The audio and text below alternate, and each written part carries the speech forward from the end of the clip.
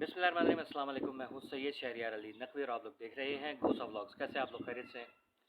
मौसम बहुत ज़बरदस्त हो रहा है, ठंडी ठंडी हवा चल रही है, धूप भी बहुत है, गर्मी भी हो रही है, पसीने भी छूट रहे हैं, लेकिन क्या करें, काम तो करना है। आज जो मैं आप लोगों के साथ वीडियो शेयर करने जा रहा हूँ, तो उसमें बहुत सारे ऐसे इंकशाफात हैं जो शायद आपने पहले कभी सुने नहीं होंगे। गुजारिश है कि वीडियो को देखने से पहले मेरा चैनल अगर सब्सक्राइब नहीं किया तो सब्सक्राइब ज़रूर कर दीजिएगा और बेल आइकॉन ज़रूर प्रेस कर दीजिएगा। वीडियो पसंद आए तो लाइक करके एक कमेंट ज़रूर कर दीजिएगा और इसको शेयर ज़रूर कीजिएगा ताकि ज़्यादा से ज़्यादा लोगों को ये इन्फॉर्मेशन पहुँचे। मेरी इत्तेफाक से कल बात हो रही थी रीमा बहन से, जो उम्मे हबीबा की मदर हैं। बहुत ज़्यादा परेशान हैं, टेंस हैं, क्योंकि ज़ाहिर है जो घर का सरबरा है वही मुखालिफ हुआ है। फिर बाद में ये भी पता चलता है कि गुंडे लेके जो है ये अब्दुल्ला वाले, यानी कि जो लड़का अब्दुल्ला है, यानी शौहर की बात नहीं कर रहा हूँ, उस लड़के की बात कर रहा हूँ कि वो लोग घर में घुसे और घर में घुस के जो है गन पॉइंट पे उनको ज़ोर ज़बरदस्ती करने की कोशिश की और उनसे कुछ बात जो है मनवाने की कोशिश की, लेकिन वो स्ट्रांग माँ है तो उन्होंने कुछ ज़्यादा मतलब उनकी बात नहीं मानी। ज़्यादा ये कम की बात ही नहीं, उनकी बात ही नहीं मानी। ठीक है, जो कि एक शेर दिल औरत होने का सबूत उन्होंने दिया। क्योंकि आप देखें, अब एक वक्त ऐसा आता है कि बाप भी हार जाता है, लेकिन माँ एक ऐसी शख्सियत है कि जो समझ ले अपनी औलाद की खातिर अल्लाह ताला से भी लड़ जाती है। ठीक है, उसकी दुआओं में, उसकी जो क्या कहते हैं काम है, उसका जो अमल है, उसमें कोई उसको फिर हरा नहीं सकता। ठीक है, तो अल्लाह ताला एक ऐसी ज़ात है कि जो 70 माओं से ज़्यादा प्यार करती है हर अपने बंदों से। तो उस उस 70 माओं से भी ज़्यादा प्यार करने वाले उस हस्ती से भी जो है वो अपनी औलाद की खातिर जो है वो लड़ जाती है, उससे दुआएं करती है, अपनी बात मनवा के रहती है कि मेरी बच्ची या मेरा बच्चा या मेरी औलाद जो है वो खैर आफियत के साथ रहे। उसकी जो भी बीमारी है या कोई परेशानी है या किसी चीज़ में उलझ गया है तो उसको उससे निकाल के ही दम लेती है।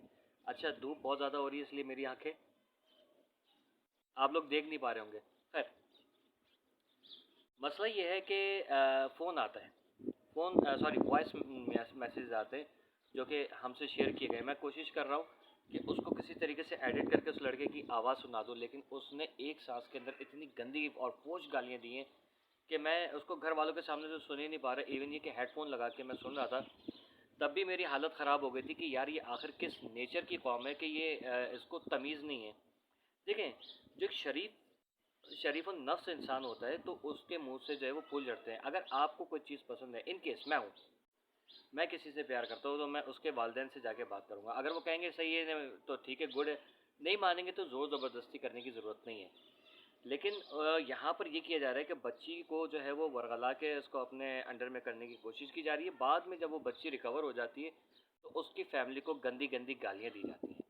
तो बाप तो जो है वो आ गया लालच में कि भाई 10 लाख रुपए मिल जाएंगे तो इट्स फाइन। ठीक है, लेकिन माँ ज़ाहिर है उसने 9 महीने पेट में रखा उसको, बच्ची को, फिर उसको पाला, क्या क्या उसके ख्वाब थे जो वो टूटते हुए देख रही है कि टूटने वाले हैं।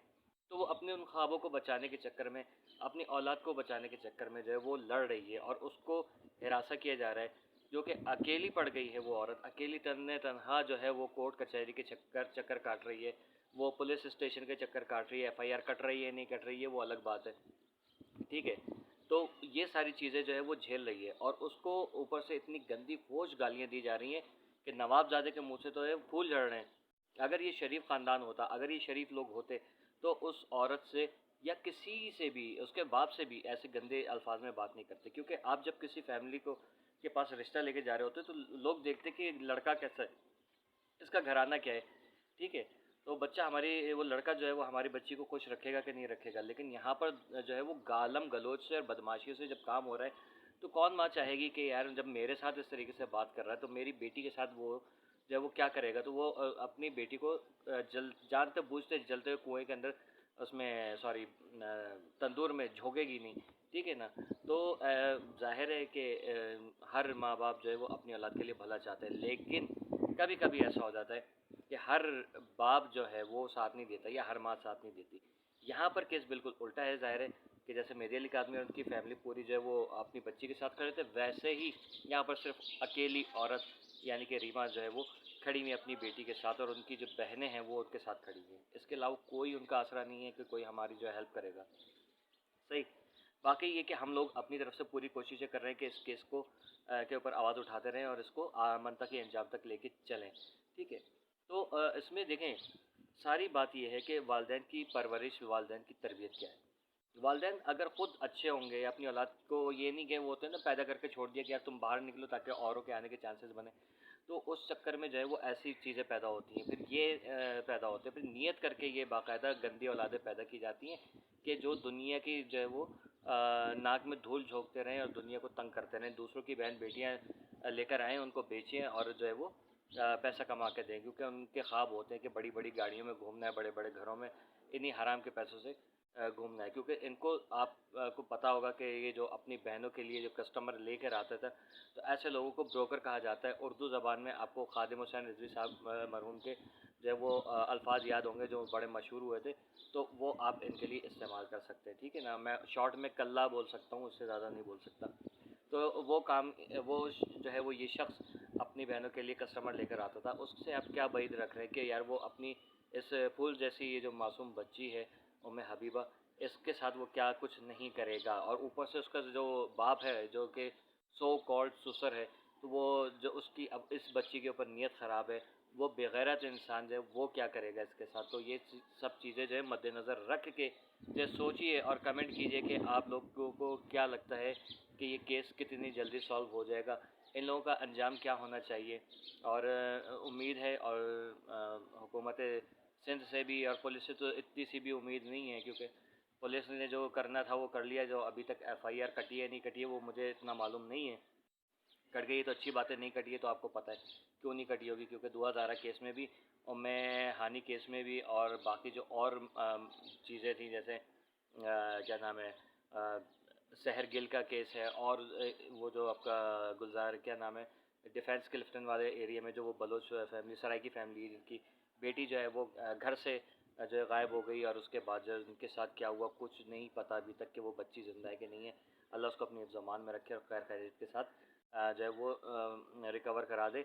और हमारी सिर्फ़ और सिर्फ उम्मीदें जो हैं वो उम्मीदें सारी हमारी जो है वो मैडम शैला रज़ा से, उसके अलावा हमें सिंध हुकूमत से तो इतनी सी भी कोई उम्मीद नहीं है। काश हमारा जो सीएम है, यानी कि जो हमारे चीफ़ मिनिस्टर साहब हैं, वो इतने स्ट्रांग होते। काश हमारी जो सिंध की पार्टी है जो सिंध को कहती है कि हम इसको ओन करते, काश वो ओन करते होते, तो आज जो है सिंध के ये हालात नहीं होते। वो कहते हैं ना क़यामत से पहले सिंध जो है वो 40 साल पहले डूब जाएगा।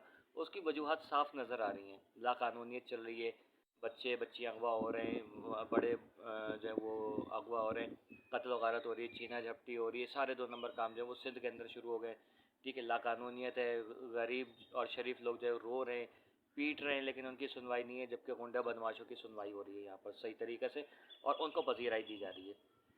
तो ज़ाहिर है यही वजूहत हैं जिसकी वजह से सिंध में सैलाब आ रहा है, ज़लज़ले आ रहे हैं, ठीक है। और क्या कहते हैं, बाकी जो और तूफ़ान वगैरह वो आ रहे हैं, कहत वगैरह पड़ रहा है पूरे सिंध के अंदर, पूरे मुल्क के अंदर हो रहा है। खैर ये सब कुछ तो, लेकिन सिंध का जो है वो यही लग रहा है कि सिंध अगर जाएगा तो उनकी वजूहत ये हमारे हुक्मरान और हमारे ये पुलिस एहलकार वगैरह जो हमारे पुलिस का महकमा है, ये सबसे बड़ी वजह बनेंगी, ठीक है।